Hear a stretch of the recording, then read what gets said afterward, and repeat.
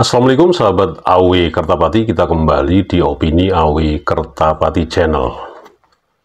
Setelah para aktivis maupun punggawanya gerakan Wali Songo atau para simpatisan, para trah yang tergabung di Wali Songo dengan berbagai macam laskar-laskar yang sudah dibentuk seperti PWLS, Laskar Nusantara, dan lain sebagainya, ini membuktikan bahwa para tokoh simpatisan, para tokoh yang masuk dan bergabung di Laskar Wali Songo dan beberapa laskar lainnya seperti Laskar Nusantara sudah memberikan bukti yang nyata betapa para ormas dan para gerombolan kelompok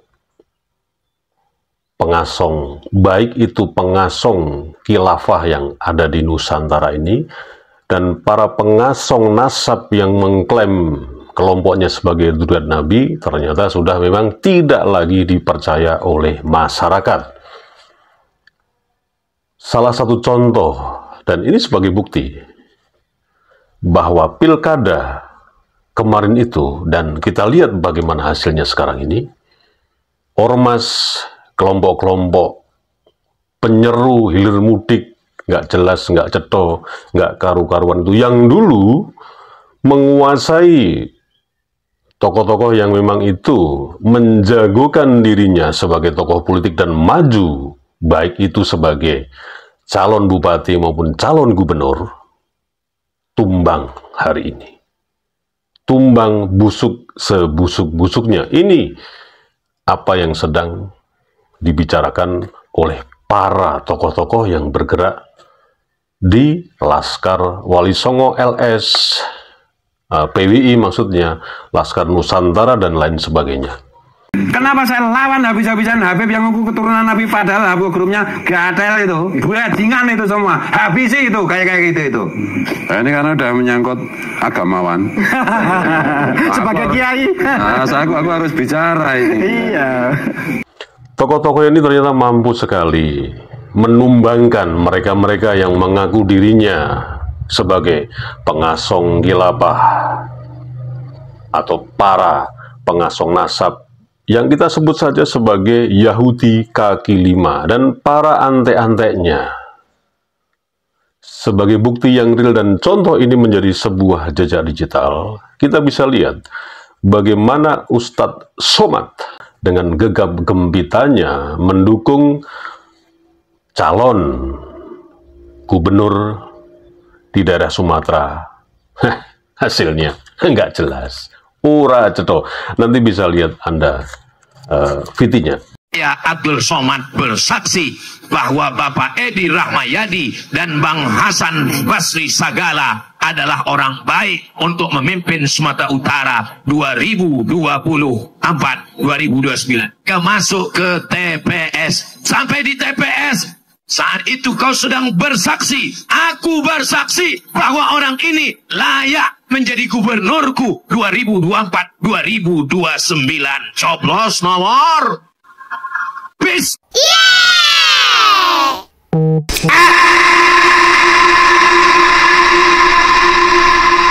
Kemudian, kalau kita kembali kepada para pengasong yang kita sebut sebagai Yahudi kaki lima, contoh saja yang bernama Rizik Syihab. Ya, kita sudah tahu bersama, dan masyarakat tercerdaskan, tercerahkan, tidak lagi menggubris. Bahkan hari ini, ya, kelompok-kelompok mereka itu sempat ya hanya mundar-mandir sebentar, dan mereka ini hanya nyempil di pojokan-pojokan kota sambil berharap, siapa tahu ada para tokoh politik atau tokoh-tokoh yang sekarang ini bergabung di kabinet Merah Putih Bapak Prabowo bisa menggait mereka. Ya, sayang sekali, walaupun dengan cara berbagai macam cara, para kelompok nasab yang mengklaim dirinya sebagai kelompok Duriah Nabi dan para pengasong-pengasong khilafah hari ini tidak lagi menjadi power atau menjadi gerakan umat untuk kepentingan-kepentingan politik khususnya. Mereka hanya jongkok di pinggir-pinggir kota, kelekaran menggelar kloso di pinggir-pinggir jalan. Ini ibaratnya seperti itu, sambil ya terus menggaungkan melalui corong-corong tua yang terus mereka gelurakan, tapi tak satu pun para tokoh-tokoh politik yang mempunyai kepentingan politik menggait mereka. Akhirnya mereka sekarang ini kelimpungan, nggak jelas bagaimana mencari induknya. Karena induknya sendiri juga tidak jelas di mana sekarang keberadaannya Rizik Syihab. Kita lihat bagaimana ucapan-ucapan Rizik Syihab memang itu tidak bisa ditoleransi lagi, dan sekarang ini umat sudah cerdas, sudah sangat-sangat brilian sekali memetakan dan tidak terpengaruh sekali oleh gerakan-gerakan yang mengatasnamakan gerakan agama, bahwa itu semua adalah gerakan yang bullshit, gerakan tertentu yang dibungkus dengan tameng agama. Anda bisa simak kembali jejak digital Rizik Syihab, bagaimana celotehannya, oceh-ocehannya ini sekali lagi sudah tidak dipercaya oleh orang-orang yang mungkin dulu menganggap si Rizik Syihab ini sebagai cucu Nabi. Mulutmu, dapuranmu, istilahnya seperti itu. Nah, kita simak videonya. Lonte hina Habib dijaga polisi.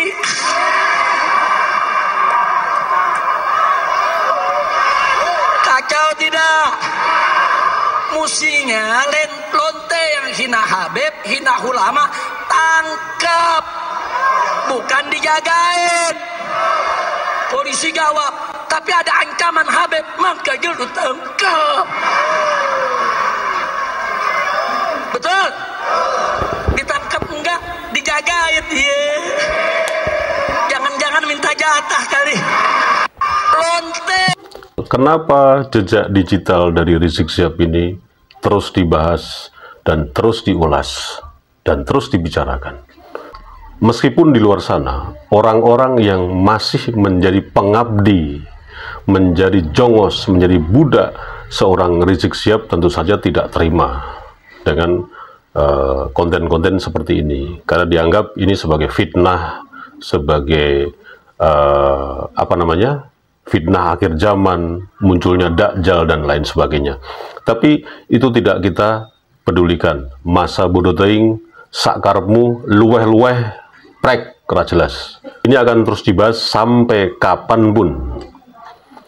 Nah, dari video yang Anda lihat tadi, tentu saja Anda bisa mengambil hikmahnya. Orang yang mengklaim sebagai ulama, tapi ternyata telah dibongkar habis-habisan, ya cuman ulama Yahudi kaki lima. Kan makin gak jelas. Nah, ini terkait dengan informasi yang mungkin saja Anda sudah tahu, mungkin Anda sudah melihatnya di platform sosial media yang lain. Tapi tidak ada salahnya dong kalau ini kita ungkap lagi supaya makin terang benderang bahwa segala imam yang sebetulnya juga sama-sama ini menjadi imam Yahudi kaki lima, tapi menduniakan itu loh. Karena orang-orang Indonesia, khususnya keturunan Yaman Hadramaut ini memang senang sekali, dan itu menjadi selalu mengendorse orang yang bernama Umar Hafiz ini menjadi influencer agar orang-orang Indonesia takjub, kemudian takluk, kemudian taklid buta bahwa orang yang bernama Umar Hafiz ini adalah imam, kelasnya melebihi Rasulullah Shallallahu Alaihi Wasallam. Katanya kan seperti itu. Tapi coba kita ungkap lagi videonya bahwa negara Yaman sendiri sudah memperingatkan dengan keras kepada Umar Hafiz ini.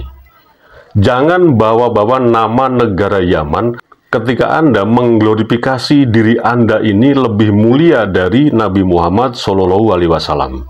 Jangan bawa-bawa negara zaman dan negara Yaman sudah memperingati orang yang bernama Umar Habis ini.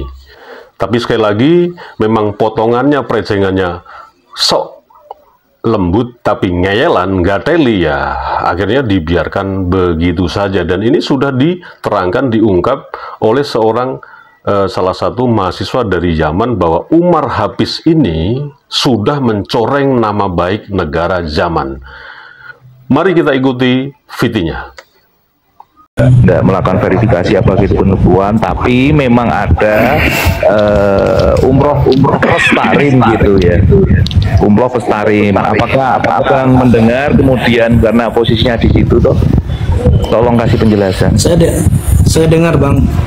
Jadi gini loh teman-teman, sebenarnya masalah tawaf ke kuburan Hud, ke apa namanya mi'rab atau yang mereka iklan-iklankan di Yaman itu sebenarnya itu ada teguran resmi dari pemerintah Yaman. Ini yang sangat sikol dan juga memang sangat bisa dibuktikan dengan ilmiah. Itu banyak sekali teguran buat mereka. Di antara teguran kadang ada yang kirim dengan surat. Jangan membawa Yaman mengatasnamakan kuburan Nabi Hud. Yang kedua adalah mereka itu kan sekarang mengiklankan kuburan Hud kan sudah dilarang. Sekarang cari yang lain, tempat tawaf yang lain untuk diiklankan, yaitu umroh lewat tarim. Maksudnya ziarah. Mereka atasnamakan umroh lewat tarim. Assalamualaikum ya ahlu tarim. Yang jawab itu kata mereka Nabi SAW. Dan itu Habib-habibnya mengiklankan. Ini kacau pemikiran ini teman-teman. Makanya apakah Yaman setuju dengan perbuatan itu? Orang Yaman itu nggak gila yang begitu-begitu. Mereka tahu ini merusak marwah negara mereka. Makanya mereka ingatkan. Tapi karena orang ini memang orang malas, dengan cara itu mereka cari uang, mereka terus-menerus melakukan. Sulit ditegur. Makanya sekarang teman-teman, apakah Umar bin Habib masih bisa masuk Saudi? Tidak bisa selamanya, sudah di blacklist. Tidak bisa selamanya. Silakan tanya seluruh orang di muka bumi ini, satu dunia mengatakan pasti jawabannya dia tidak akan pernah bisa lagi masuk ke Saudi. Dia di blacklist selama-lamanya. Selama-lamanya. Yang cerita sama saya itu bintang 2 tentaranya Yaman yang ngomong ke saya, bintang 2-nya dia nggak boleh masuk lagi ke Saudi. Kalau kalian mau tahu. Jadi gitu loh teman-teman.